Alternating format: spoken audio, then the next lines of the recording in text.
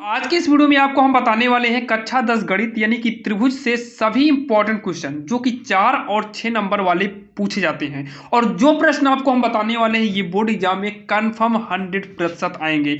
आपको आज के इस वीडियो में हम 3 ऐसे सवाल बताने वाले हैं जो कि बोर्ड एग्जाम के लिए काफी इंपॉर्टेंट है। अगर आप गौर करिए तो त्रिभुज में आपको 2-3 मॉडल की सवालें मिलती हैं। एक सवाल आपको नॉर्मल थेल्स की प्रमेय से सिद्ध करना होगा और दूसरा भी थेल्स के ही प्रमेय से रहेगा, लेकिन जैसे पहले में चित्र लिखे हैं हो सकता है किसी में चित्र ना दे। यानी कि अगर आप देखिए तो केवल 2 हिसाब से सवाल मिलेगी, एक ऐसे सवाल जिसमें चित्र हो और एक ऐसे सवाल जिसमें चित्र ना हो। तो आज की इस वीडियो में हम 3 सवाल देखेंगे और ये कंफर्म बोर्ड एग्जाम में आएगी 100%। आप लिख कर रख लीजिए, ये आएगा ही आएगा। तो देखिए सॉल्व कैसे करना है, रूल को आप समझिएगा, ध्यान देना, शुरू से लेकर आप अंत तक देखिएगा और रूल को एक एक कॉन्सेप्ट को आप समझने की कोशिश जरूर करिएगा। तो सबसे पहले यहां देखिए दिया है, क्या लिखेंगे, दिया है, दिया है चित्र में, चित्र में क्या दिया है, चित्र में DE समांतर OQ। आप एग्जाम में जो है इस चित्र को बना लीजिएगा, यहां साइड में आप चित्र को बनाइएगा, हम इसी चित्र से आपको हम समझा देंगे। तो चित्र में DE समांतर का OQ दिया है। अब आप हेरिए कि चित्र में DE और OQ है कहां। तो यहां पर देखिए DE आपका ये है, ये दिखाई नहीं दे रहा थोड़ा, हम ये देखिए DE आपका यहां पर है और दूसरा क्या है OQ आपका ये है।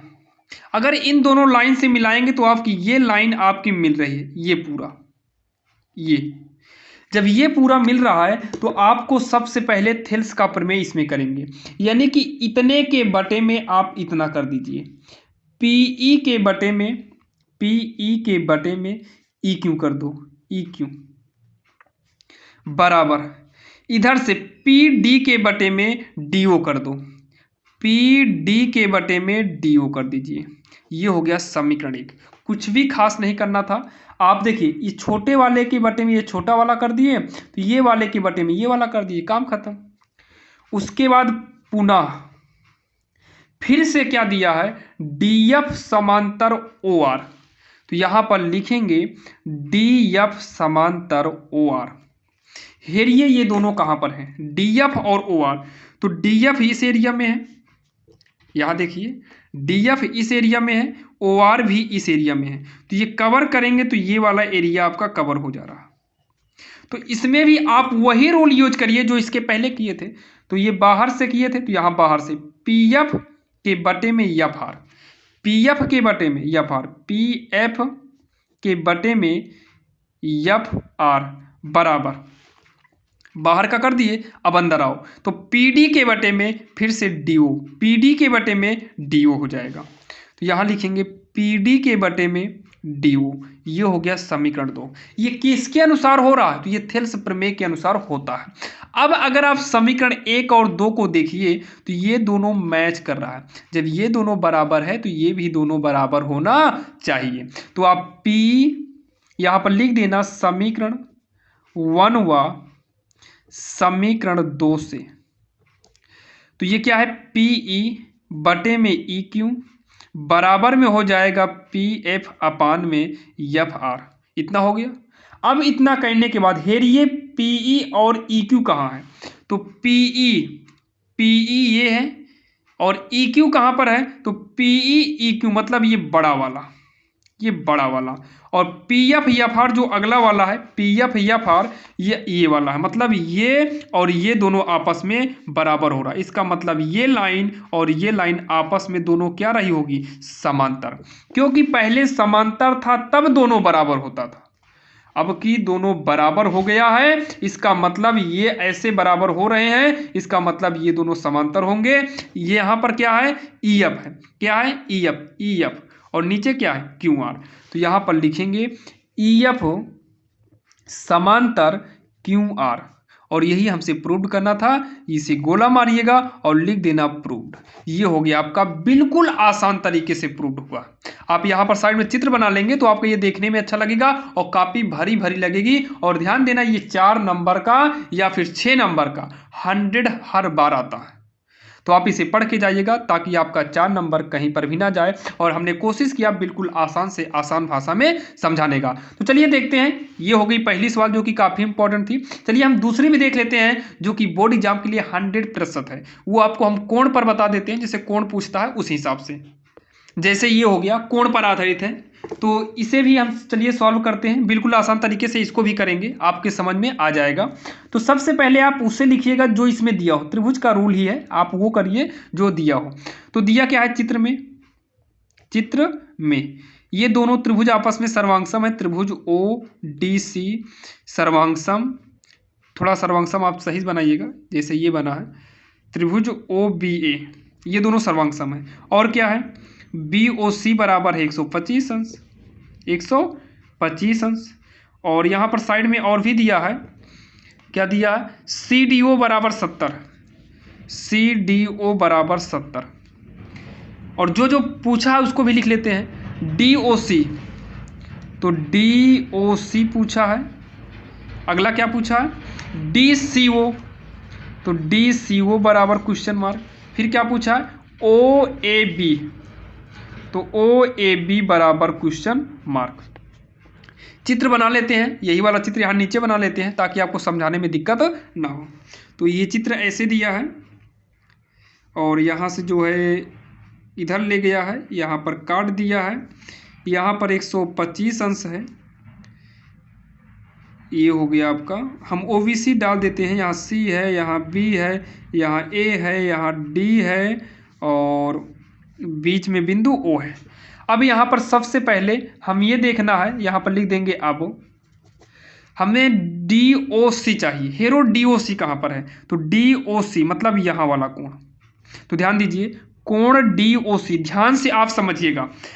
यहाँ पर 70 दिया है, आप चित्र में देखिएगा, ये देखो 70 दिया है, तो यहाँ वाला कोण चाहिए, यहाँ वाला। ध्यान सुनिएगा, ये एक लाइन है, ये एक लाइन गई है, और इस लाइन के एक और जो कोण बनता है वो 180 अंश बनता है।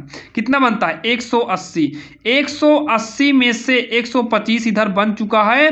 अगर इस 180 में से अगर ये 125 बचा है, तो 180 में चेक करो कितना बचा, वही आपका यहाँ बचेगा, मतलब बनेगा, जो बचेगा वही यहाँ पर बनेगा। मतलब 180 में से आप 125 को घटा दीजिए, तो 180 में 125 को घटाएंगे तो ये आएगा 55 अंश, यानी कि आपका यहाँ पर जो बनेगा वो कितना बनेगा, 55।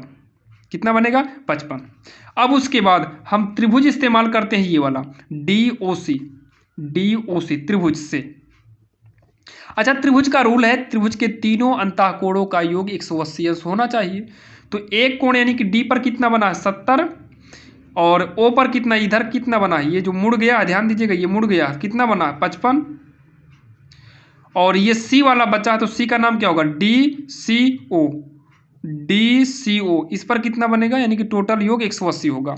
तो 5 7 5 12 प्लस में DCO 180, DCO बराबर 180, ये इधर से इधर आएगा, होगा 125, तो ये हो गया 55 अंश। ये भी कितना हो गया, 55 अंश। यानी कि पहला वाला उत्तर जो आया वो भी 55, और दूसरा वाला जो उत्तर आया ये भी आपका कितना आया, 55 आया। तीसरा क्या पूछा, OAB, OAB।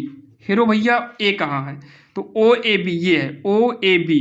यहाँ पर भी 55 बनेगा, क्योंकि दोनों त्रिभुज आपस में क्या है, सर्वांगसम। तो यहाँ पर अगर 55 है तो यहाँ पर भी 55 बनेगा, इधर भी 55 बनेगा, यहाँ पर 70 बनेगा। तो ये आपका त्रिभुज सर्वांगसम था, इसलिए ये भी आपका 55 हो गया, यानी कि ये भी आपका उत्तर हो गया, जो कि काफ़ी आसान था। लास्ट में आपको लिखना होगा, सब लिख देना आता है, पहले लिख देते हैं, कैसे लिखना आता है। यहाँ पर आप बार बार उत्तर मत डालना फिर। तो अतः DOC बराबर 55 अंश कामा कोण, अगला कोण क्या है, DCO बराबर 55 अंश।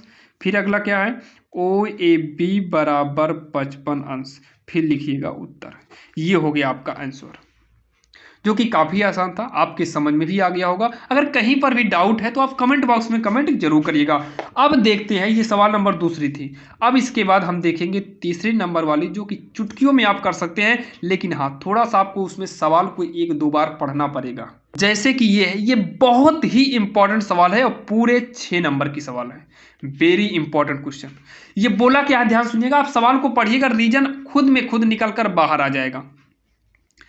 थेल्स प्रमेय का प्रयोग करते हुए सिद्ध कीजिए। थेल्स प्रमेय का प्रयोग करते हुए सिद्ध कीजिए कि एक त्रिभुज की किन्हीं दो भुजाओं के मध्य, एक त्रिभुज की किन्हीं दो भुजाओं के मध्य बिंदुओं को मिलाने वाली रेखा तीसरी भुजा के समांतर होती है।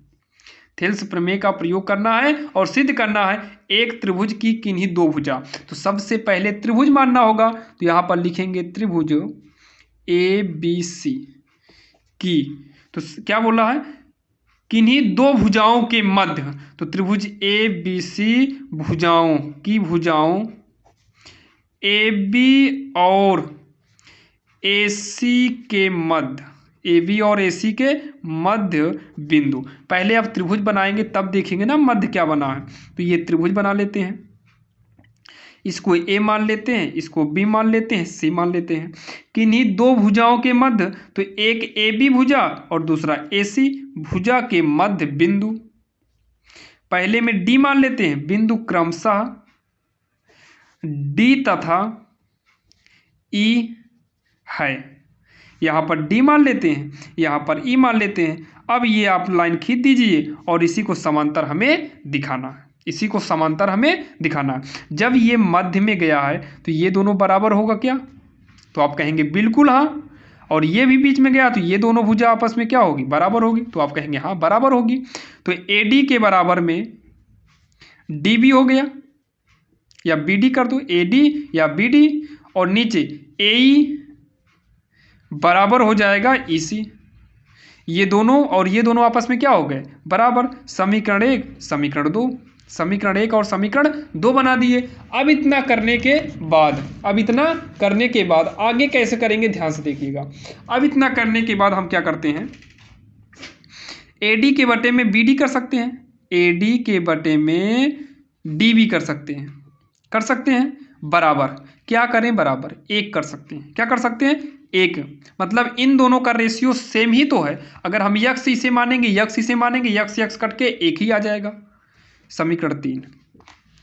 अब इधर से आएंगे तो AE के बटे में EC, अगर इसको y मानेंगे तो ये भी y हो जाएगा, क्योंकि बराबर है, तो इसका भी रेशियो कितना आएगा, 1 हो गया। चौथा समीकरण। अब समीकरण 3 और 4 से, समीकरण 3 व समीकरण 4 से ये 1 बराबर है, तो ये भी आपस में क्या हो जाएगा, बराबर हो जाएगा। तो AD बटे का DB बराबर AE बटे का EC हो जाएगा। और जब ये बटे में है, ये दोनों बटे में है, ये तभी संभव होता है जब ये दोनों समांतर में रहेगा। तो जैसे हम पहली सवाल में देखे थे, तो DE और BC आपस में क्या हो गए, समांतर।